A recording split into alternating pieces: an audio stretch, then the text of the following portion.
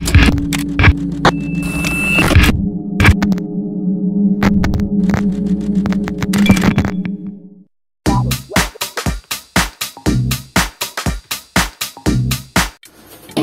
xin chào tất cả các bạn đã quay trở lại với kênh của Hoàng Lazada. Ngày nay mình đang có cái súng bắn keo. Nhưng mà cái súng bắn keo này nó là cái basic thôi. Hôm nay mình sẽ độ cho nó thêm một số cái tiện ích nữa. Thứ nhất là cái súng này thì chúng ta chỉ có cắm dây điện là dùng thôi.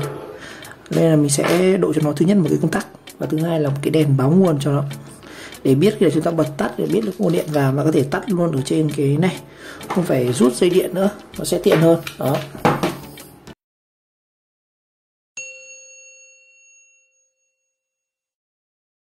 Rồi, công nghệ để độ thì mình sẽ cần có một cái đèn báo nguồn. Đây, mình có một cái lô đèn báo nguồn. Cái đèn này thì mua cũng rẻ thôi, chỉ tầm khoảng là 10.000 chúng ta sẽ có khoảng 10 bóng. À đâu, hình như là 9.000 10 bóng hay sao, khoảng 1.000 một con này, đèn báo nguồn. Và cái đèn này thì bắt buộc nó phải dùng có một cái con điện trở nữa để hạ dòng. Đây chính là hạ áp là con này. Chúng ta có điện trở 150k này, dùng cho đèn led 220V này. Rồi, và công tắc thì mình sẽ lấy đây. Con này chắc là sẽ dùng công tắc vuông, kiếm ít công tắc vuông. Công tắc vuông loại nhỏ thôi. Đây có rất nhiều loại công tắc này. Công tắc tròn. Mình sẽ sử dụng một công tắc vuông này. Đây, sẽ lắp thêm một công tắc này. Đó. Đồ nghề đây chỉ có thế này thôi. Ok. Rồi, đầu tiên thì mình sẽ qua một chút về con đèn báo nguồn này. Con này thực ra nó cũng chỉ là cái đèn led thôi, nhưng mà nó được gắn thêm cái diode để hạ dòng. Đó, giúp ổn định điện áp hơn. Nếu mà mình dùng những con led trắng như này thì mình sẽ phải dùng thêm hai con diode N4007. Còn con này thì nó có sẵn luôn là cái diode ở trong rồi, nên dùng nó sẽ tiện hơn. Đây cho bạn xem này.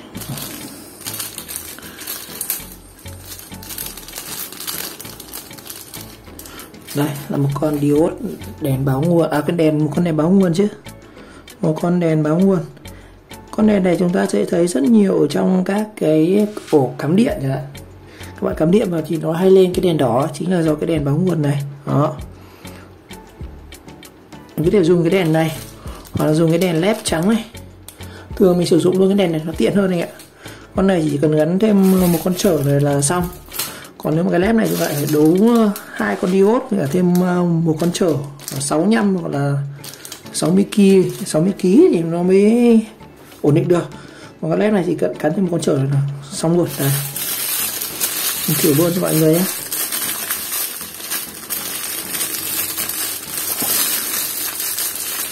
Xem nó dính. Đây. Con này chỉ cần thêm một con trở này.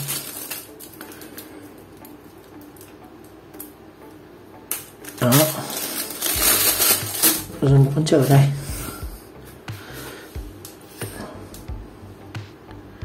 Hai con này thì chân nó bằng nhau nhé. Con này thì không phân cực anh ạ. Còn nếu mà con led này thì nó sẽ phân cực là chân ngắn chân dài nhé.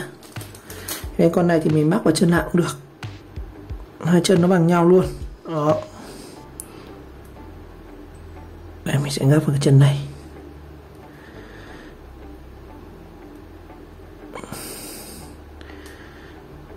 Vào chân này. Đó. Mình găm bằng từ cái gì mình thử cho mọi người nhé. Đây, ví dụ mình sẽ găm một chân này vào đây.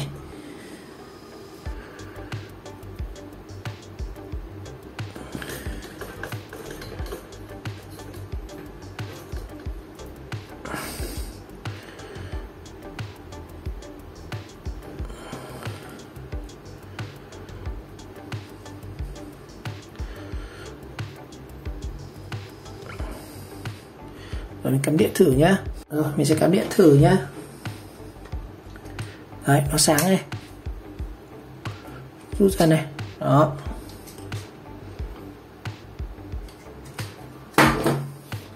Đó, chính là cái dùng này đây này. Rồi, và mình sẽ mắc cái đèn này vào trong cái xuống kia. Đó, để làm cái đèn báo nguồn.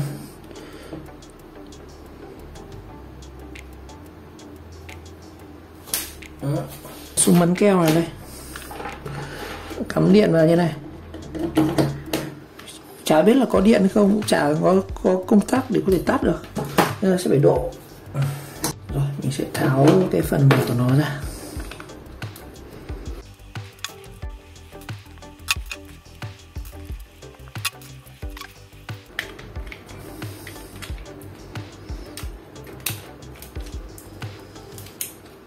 Rồi đây, bên trong của nó đây, phần này là phần cò này.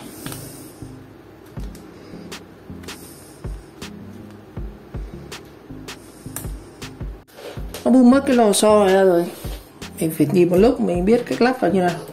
Đây, đầu tiên là cái cò này của nó ở đây.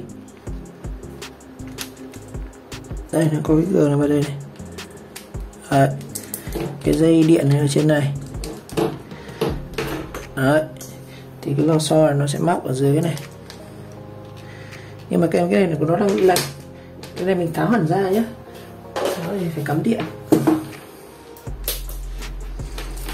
Cắm điện cho nó chảy ra. Keo nó đang dính vào đây, mình tháo được.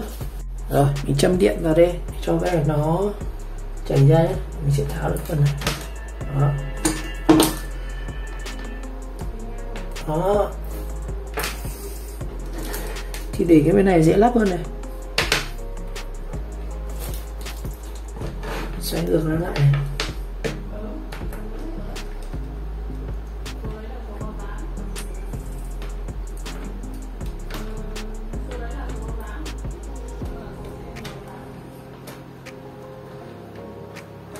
Đấy. Còn nó so thì nó sẽ như này. Đấy.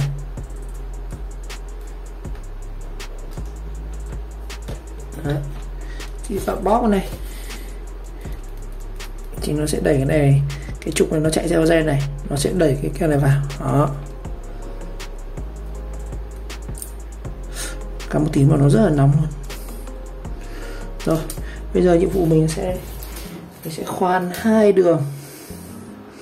Chúng ta đặt công tắc, khoan hai đường đặt công tắc ở đây. Một cái là để lắp đèn. Rồi mình sẽ sử dụng bộ hạt này mình khoét nhé.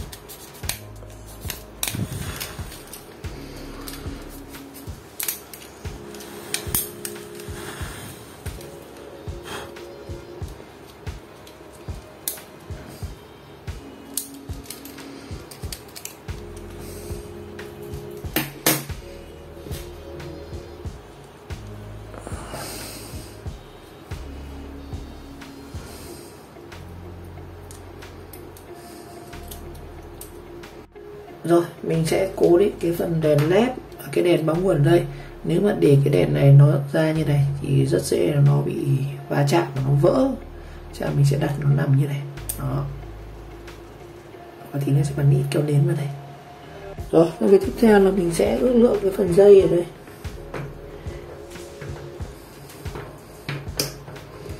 Đây, thế này.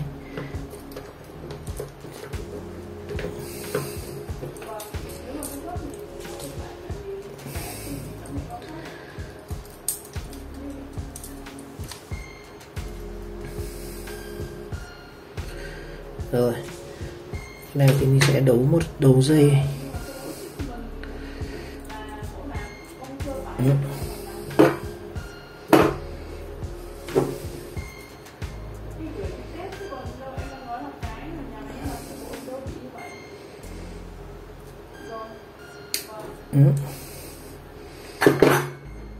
Đầu vào đây. Còn con led này thì sẽ đấu thẳng vào công tắc này luôn. Mình sẽ đấu con led này vào luôn với phần công tắc này.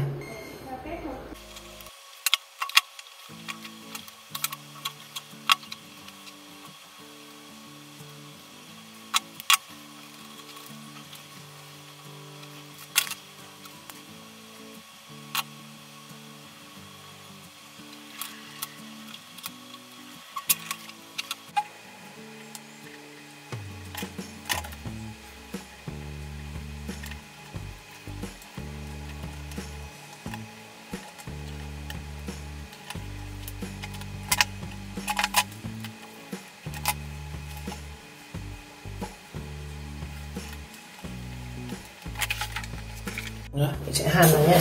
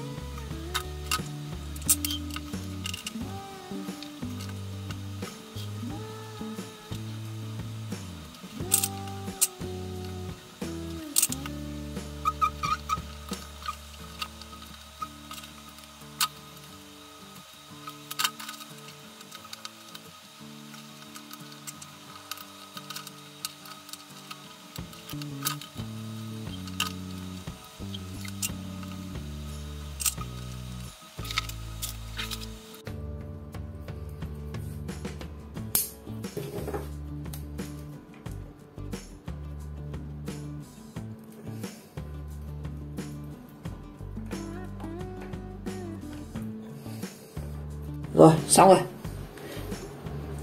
Đây, cái phần đèn led thì mình đấu vào đây. Một chân nó sẽ vào cái công tắc này, một chân thì nó sẽ vào cái đường này, mình chích ở đây. Rồi, một chân này thì lên đây bình thường. Đó. Mình sẽ lắp vào nha, lắp lại để bắn vào. Còn thử. Đây, cái này nữa, cái đầu khò nó vào đây.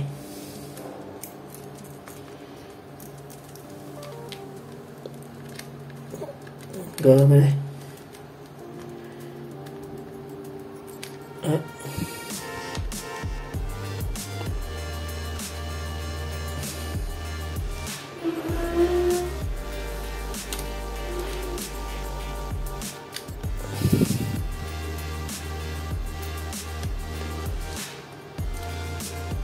Đó là của nó có một cái lò xo, của nó có một cái lò xo này.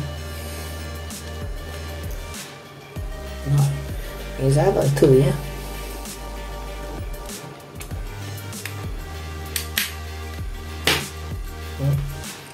Cái cắm điện này.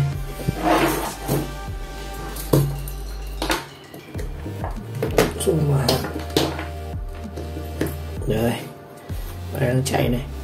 Tắt này, tắt. Đó, ok, chạy rồi.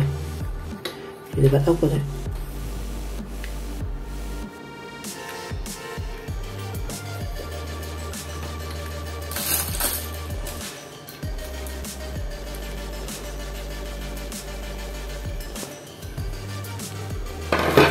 Rồi, trở lại một lần nữa nha. Cắm điện này.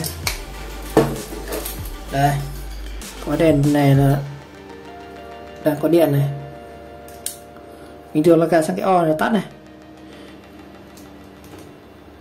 Rồi không nóng tí nào luôn. Đó, bật lên này.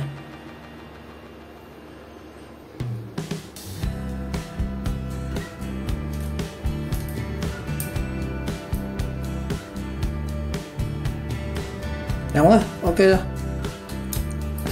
Rồi, với những cái linh kiện đơn giản như là cái đèn báo nguồn 200V này và với con trở 150k và vài công tắc, mình có thể độ thêm những cái hết sức cần thiết cho những cái súng bắn keo như này. Cảm ơn tất cả các bạn đã theo dõi video clip và nếu thấy video hay mình nghĩ các bạn nhớ like, subscribe kênh và chờ đón các video tiếp theo.